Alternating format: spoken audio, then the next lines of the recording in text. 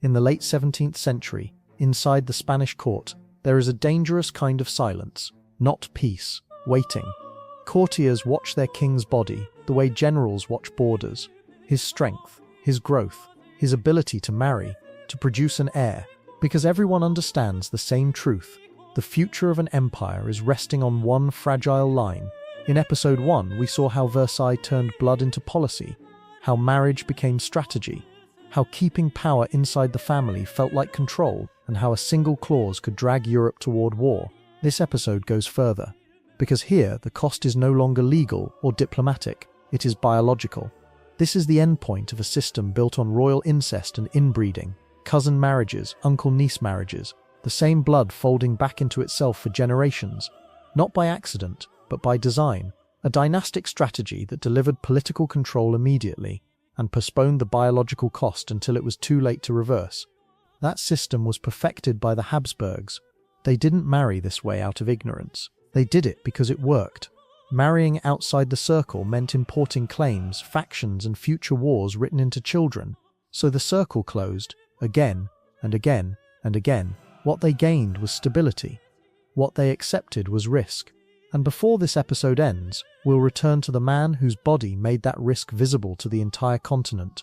The king Europe waited on, measured, whispered about, and quietly feared. So here is the question that haunted every court in Europe. What happens when an empire is built on blood, and that blood begins to fail?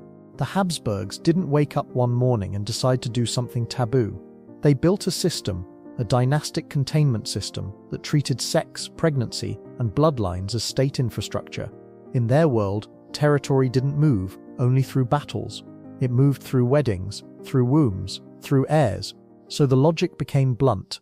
If marriage is a pipeline for land and legitimacy, the safest pipeline is the one you keep inside the house. That is what royal incest looked like when it wore a crown. Not a scandal in the shadows, a strategy in daylight. Because once an empire is stitched together by inheritance, marrying out doesn't feel like peace. It feels like leakage. Borders don't just sit on maps, they travel through DNA. And the Habsburgs learned early that every new possession came with a louder fear, losing it through the wrong spouse. In 1477, Mary of Burgundy dies, and Maximilian of Habsburg turns that marriage into a claim, anchoring territory by family tie. A generation later, their son Philip marries Joanna of Castile, and suddenly the dynasty isn't just Central European, it's plugged into Spain. Then their grandson becomes Charles V, holding Spain and its empire, the Netherlands, and the Holy Roman Empire at once. At that scale, diplomacy starts sounding like risk, because an outside spouse is never just a person, it's an import. Advisors, loyalties, and a foreign family with a legal reason to interfere the moment your heir looks weak. And in dynastic Europe, a weak heir isn't a private tragedy, it's an invitation. So the Habsburgs did what powerful systems do when uncertainty feels like death. They tightened the circle. And this is where the taboo becomes explicit, not distant cousins you can wave away, but the kind of pairing that turns stomachs because the political logic was stronger than the instinct to stop. Uncle-niece marriages, among the closest unions Europe could normalize, repeatedly permitted through church dispensations because the payoff was immediate. Philip II of Spain marries Anna of Austria, his niece. Philip IV marries Mariana of Austria, his niece. These weren't romantic accidents, they were structural choices. The dynasty choosing biological risk because political risk felt worse, because marrying inside the family kept territories aligned, kept outsiders from inheriting claims, kept rival houses from gaining legal hooks into the empire, and kept the court's ideological line clean. In a Europe obsessed with religion and legitimacy, the reward arrived fast, the cost arrived late. And that delay made it addictive. The bill doesn't arrive as one dramatic moment. It arrives as narrowing, smaller marriage pools, fewer fresh branches, fewer options, more pressure concentrated on fewer bodies, until one day the entire inheritance rests on a single person who cannot carry it. That is the real danger of royal incest and inbreeding as dynastic strategy. It doesn't have to look monstrous at first. It only has to shrink the future. By the late 17th century, Spain is living inside that shrinking. The court can still perform confidence. It can still dress the king in gold and call it strength. But beneath the ceremony, Europe is waiting for the same absence to become permanent. What if the heir doesn't come? not because of politics, but because the bloodline can't produce one. And that brings us to the man at the center of the waiting, Charles II. When Charles II becomes King of Spain in 1665, he is 4 years old. That alone would have made Europe tense. But the real fear isn't his age, it's what his age reveals: Spain's entire inheritance. Spain, the Spanish Netherlands, major Italian holdings, an overseas empire, has been placed on a child's body, and every court, quietly, asks the same question: will that body hold? Because Charles isn't just a king, he's the output of the Habsburg strategy made flesh. His father is Philip IV of Spain, his mother is Mariana of Austria, Philip's niece. That isn't a rumor, it's royal incest as policy, an uncle-niece marriage producing the next monarch of a global empire. So the Spanish court understands the stakes instantly. Europe's future is now balanced on whether this child can grow into a man who can do 3 things: rule, marry, produce an heir. That's the equation. Because in dynastic Europe, if the king cannot produce a successor, the crown stops being a family possession and becomes a prize, and prizes don't sit untouched. They attract friends, protectors, claimants with paperwork. So Madrid becomes a listening room, not for music, for symptoms. Courtiers watch Charles the way soldiers watch a frontier. How he moves, how he speaks, whether he can endure ceremonies, whether illness leaves him weaker each time. Reports travel through the palace and out into Europe with the tone of intelligence, not gossip. The point isn't a modern diagnosis. It's the historical reality that his health becomes political information. Weakness isn't just sad, weakness is leverage. Spain is run under a regency led by his mother, and that adds another pressure that never leaves the room. Even if Charles survives, can he rule independently, or will Spain remain trapped in factions? Court families and foreign interests orbiting the throne, waiting for the moment they can land. And while Madrid stages calm, the rest of Europe does something colder. It prepares.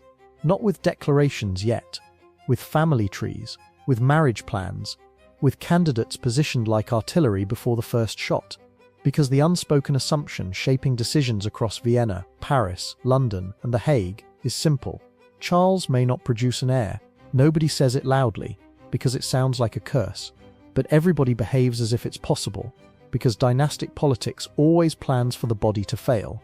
And this is what people miss when they treat royal incest and inbreeding as mere scandal. It was politically addictive.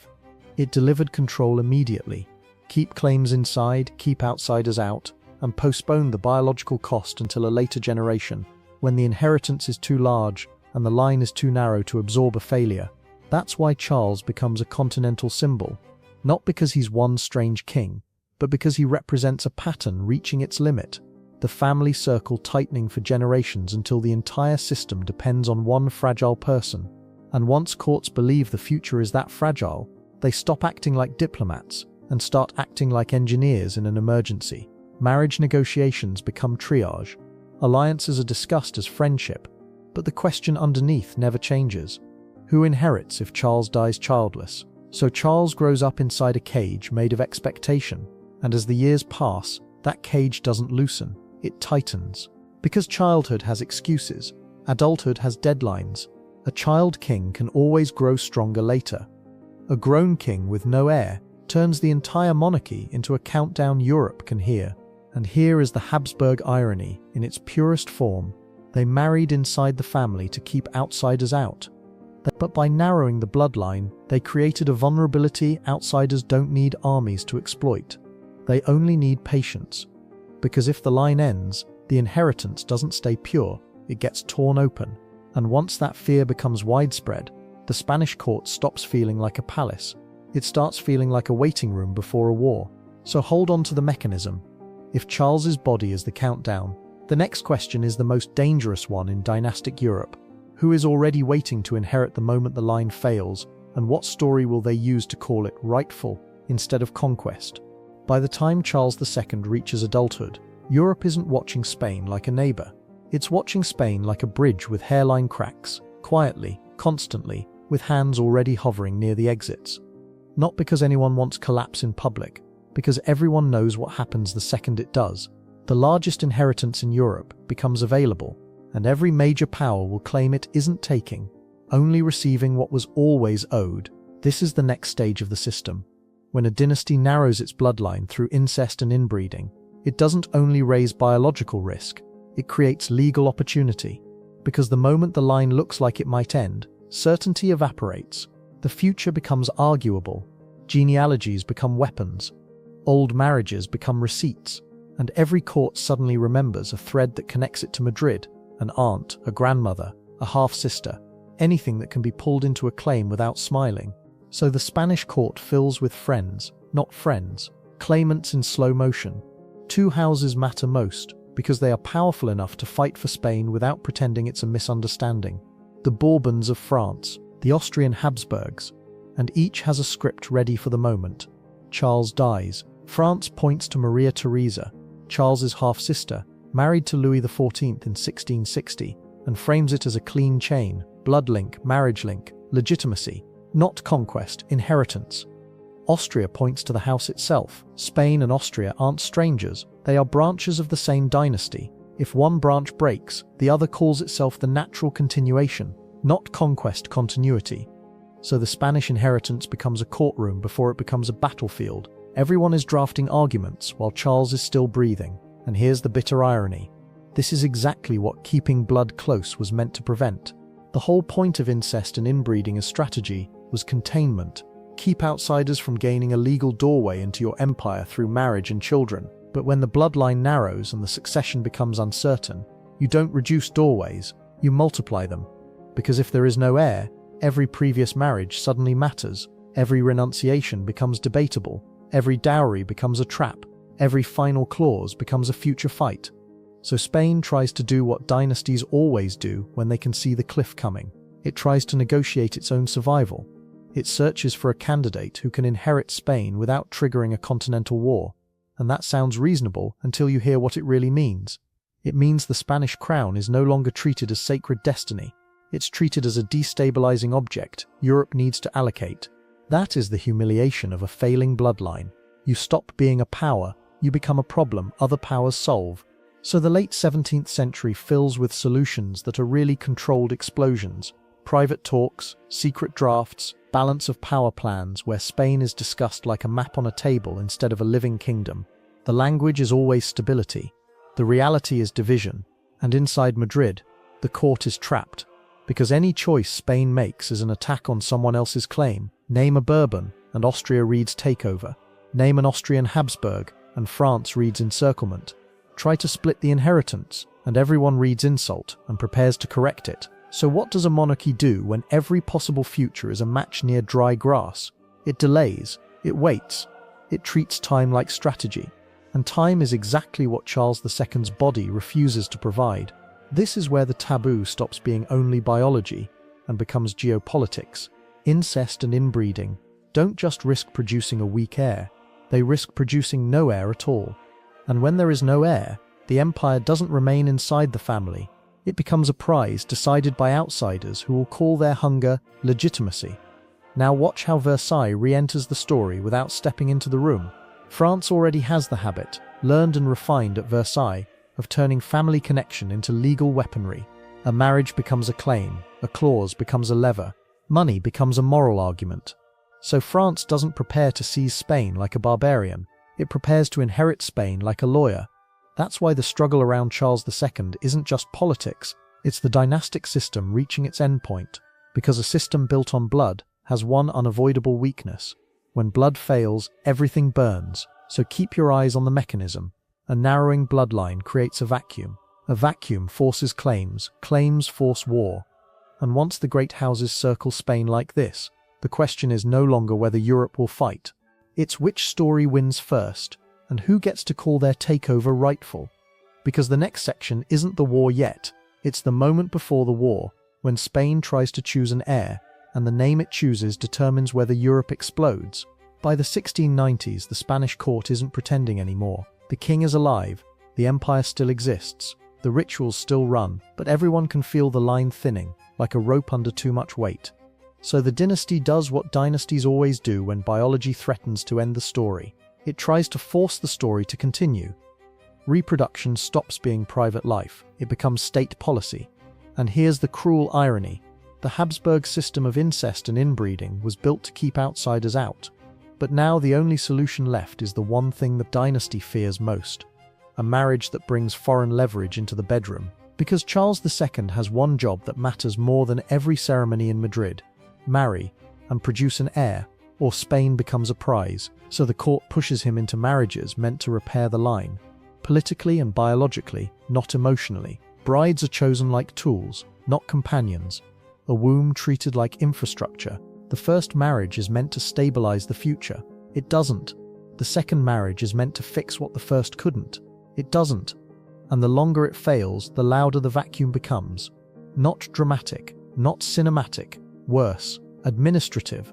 A global empire reduced to one question asked behind closed doors, repeated in different accents, written in different cipher.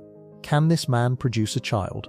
And because this is dynastic Europe, that question isn't vulgar, it's strategic. It decides borders before armies move. It decides whether treaties will be honored or rewritten with cannons. This is what inbreeding as policy looks like when the bill finally arrives. Not a single gasp, a slow reality where time becomes an enemy and biology refuses to negotiate. So the palace turns into a machine built around the king's body. Access becomes power. Proximity becomes policy. Every detail turns political. Who speaks in his ear? Which doctors are trusted? Which confessors are believed? Which servants are paid to bury a rumor before it leaves the corridor? Even silence becomes currency. Because in Madrid, silence buys you days, and days buy you diplomacy. But the information leaks anyway. Paris gets a version. Vienna gets a version. London and The Hague get versions. And soon Europe isn't reading Spain's strength through armies or treasure fleets. It's reading it through the king's bedroom. That's the second engine of this story. Not only incest and inbreeding inside the family tree, but the fragility it creates. The way it trains other states to plan around your failure as if it's scheduled. That's why the succession plans you felt forming in the last section aren't abstract. They're timed. They're waiting for a moment, and Madrid knows it. So the court tries to buy time with narrative. They insist the king is improving. They insist the marriage will succeed soon. They insist Spain is stable, because admitting the truth out loud would invite war early. But biology doesn't care about dignity. And this is where we return to the promise we made at the start. Before this episode ends, we're coming back to the moment Europe stops speculating and starts measuring, not feelings. A recorded detail, small enough to sound almost cruel, and clear enough that you can't spin it into strength. I'm not naming it yet, just hold on to this. The continent eventually gets proof you can count. And once that math spreads, the last illusion dies. At that point, Spain isn't managing a problem. Spain is living on borrowed time, because the court is still trapped by the logic that built the trap in the first place. It wants the line to remain pure, but purity has become the enemy of survival. So the final years of Charles II become theatre. Everyone recognizes as theatre.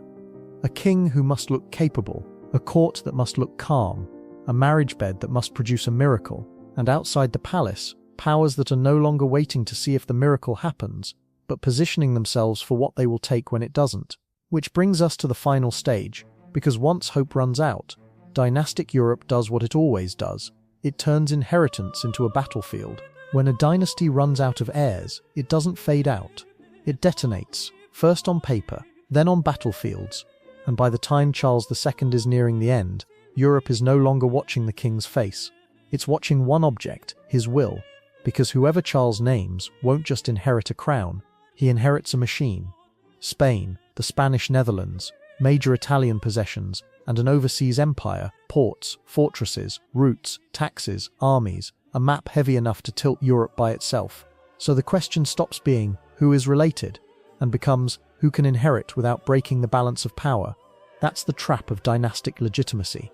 Blood is supposed to decide borders, until borders decide which blood is allowed to win. France wants the prize, but it wants it to look lawful.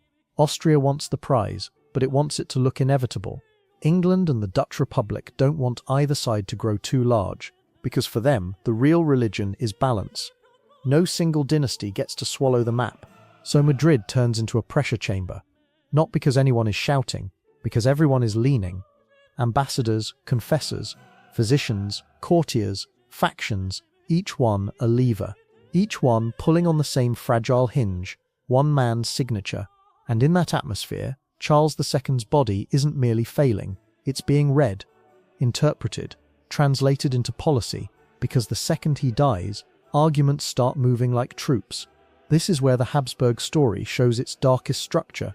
Incest and inbreeding didn't only threaten the line biologically, they created the nightmare that follows biological failure. When succession turns uncertain, outsiders can enter anyway, through paper. The circle was closed for generations to keep foreign houses out, and now the circle has produced a king who cannot secure the one thing that keeps foreigners at a distance, a clear heir. So Europe tries to avoid two nightmares at once. If Spain goes to a Bourbon, France and Spain could align too much coastline, too much money, too much leverage, too much Europe held in one family's hands. If Spain goes to an Austrian Habsburg, the old Habsburg superbloc returns, and the continent gets surrounded again by one dynasty's continuity. So every proposed heir stops being a person.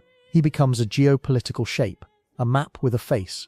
And that's why Charles II becomes so easy to surround in his final years. He can't overpower factions. He can't end the debate with a child. He can't threaten anyone with a future, because he can't promise there will be one. So his court becomes a battlefield of whispers. Then the will lands like a match. Charles II names a Bourbon, Philip of Anjou, grandson of Louis XIV. On paper, it reads like inheritance. In Europe's nervous system, it reads like takeover wearing legal perfume. So the will doesn't resolve the crisis. It triggers it, because this is what people miss when they reduce royal inbreeding to faces and deformities. The catastrophe isn't cosmetic, it's structural. A dynastic system built on perfect blood continuity eventually creates a moment where one biological failure forces the entire continent to decide what legitimacy even means. The line runs out, and suddenly legality becomes a weapon. That is why the War of the Spanish Succession begins. Not because Europe suddenly became greedy. They were always calculating. It begins because the last Spanish Habsburg king is slipping toward death without a continuation, and an empire becomes an object multiple powers can claim with straight faces. Now, hold the callback we teased. The small, measurable detail that traveled through Europe like proof, because as Charles weakens, reports stop sounding like gossip and start sounding like evidence. Foreign courts don't just hear the king is unwell, they receive specifics, recorded details, cold items you can't spin into strength. And once that kind of proof spreads, Europe stops hoping the line will hold. It starts moving. And Charles II dies on the 1st of November 1700, and the silence in Madrid lasts only as long as it takes a courier to get a boot in the stirrup, because in dynastic Europe, death isn't an ending, it's a starting gun. Within weeks, the question is no longer asterisk who should inherit, it's asterisk who can inherit without breaking the continent. Louis XIV accepts the will, his grandson is proclaimed Philip V of Spain, and instantly, every power that feared a Bourbon megablock reads the same nightmare into it. Spain hasn't just chosen an heir, Spain has opened the door to French influence inside Spanish ports, Spanish fleets, Spanish treasure routes, Spain's entire machine. So Europe answers in the oldest language it knows, coalitions. England and the Dutch Republic move fast because they don't have the luxury of waiting to see. For them, the danger is structural. If France gains Spain in practice, even under a legal mask, the balance of power turns into theatre. Austria refuses because it sees theft dressed as paperwork, a Habsburg inheritance carried off by a rival dynasty, and it gets the cleanest moral frame of all. This isn't conquest, it's restoration. Everyone speaks in legitimacy. Everyone acts in self-preservation. That's the genius of dynastic politics. It turns panic into paperwork and fear into arguments you can say with a straight face. So when the war begins in 1701, it's described as alliances, campaigns, strategy. But underneath, it's intimate. It's a fight over the correct family story. Who has the right blood? Who has the right claim? Who can say lawful heir without being laughed out of Europe? And this is the core of your episode title. This war isn't only the consequence of one king dying. It's the consequence of a breeding strategy collapsing. For generations, the Spanish Habsburgs tried to keep power inside the circle. Cousin marriages, uncle-niece marriages, the same branches folding back into themselves, because it bought control immediately. Fewer outside claims, fewer foreign families gaining a foothold through marriage, fewer unpredictable alliances. But it also concentrated risk into a single point of failure, So when Spain finally needs the one thing this system must produce, an heir, it cannot. And when it cannot, outsiders don't stay out. They rush in, not through bedrooms, through treaties, wills, and rights. That's the irony. The entire logic of royal incest and inbreeding was containment. Keep foreigners from entering the inheritance. And in the end, the reason foreigners can fight over Spain with a straight face is simple. The Spanish Habsburg line fails. That is why the War of the Spanish Succession is the real ending of the Spanish Habsburg story. Not the death itself, but the domino effect. Because once blood becomes borders, a failed bloodline becomes a European emergency, and emergencies get solved. The only way dynastic systems can solve them, by deciding whose blood counts more. That's why so many states get pulled in. It isn't only Spain, it's precedent. If a Bourbon can inherit Spain, what stops Bourbon inheritance from spreading? If treaties can override blood, what happens to every monarchy built on blood? So the war becomes a referendum on the entire system. And now we return to the loop we opened with, the waiting, the watching, the measuring, because Europe didn't just watch Charles II die. It watched his body for years and concluded something cold and countable. The line is ending, and here is the measurable proof that traveled through courts like a verdict, too blunt to romanticize, too simple to argue with. By the late 1690s, foreign reports weren't only saying the king is unwell. They were noting again and again that despite 2 marriages, there were no children at all, no surviving infant, no living heir, nothing that could quiet the succession question, even for a season. 2 marriages, 0 heirs. That isn't gossip, that's a calculation. And once Europe internalized that math, every court began acting as if the inheritance was already a prize. That's why the will doesn't feel like a normal document. It feels like a detonator, because it doesn't merely distribute property. It redistributes power inside a system that pretends power is naturally inherited. When that natural chain breaks, law becomes a weapon. So after 1701, Europe fights with soldiers, yes, but also with genealogies, renunciations, and the language of rightful blood. The battlefield has 2 fronts, the map and the family tree. And this is the sharpened point you land on. Royal incest and inbreeding isn't just scandal, it's a strategy that can work for decades until it doesn't. And when it doesn't just damage a family. It destabilizes a continent. Cousins, uncle-niece marriages, the same branches folding back into themselves again and again because it kept claims predictable, territory inside and outsiders locked out of the inheritance. It worked. Until the one variable they could never discipline refused to cooperate.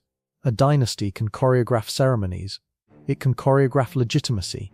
It can choreograph what people are allowed to say. It cannot choreograph biology forever. And we return to the late 17th century Spanish court, filled with that same dangerous silence, not peace, waiting. Courtiers watching their king's body like generals watch borders. His strength, his growth, his capacity to marry, his capacity to produce an heir, because everyone understands the same truth. If that line fails, an empire becomes a prize. And then the line fails. The 1st of November 1700. Charles II dies childless. That single fact, no heir, turns Europe into a tribunal. Family trees become weapons, renunciations become traps, dowries become moral arguments, and the continent that spent generations pretending blood was stability finally admits what it always was, a fuse. So the taboo isn't simply that royal families married inside the family. The taboo is what that choice did to the world. It created a form of control that only worked as long as bodies kept cooperating. And when they didn't, the system didn't collapse like a fortress. It collapsed like a nursery that stayed empty, while everyone stood perfectly still, listening for a cry that never came.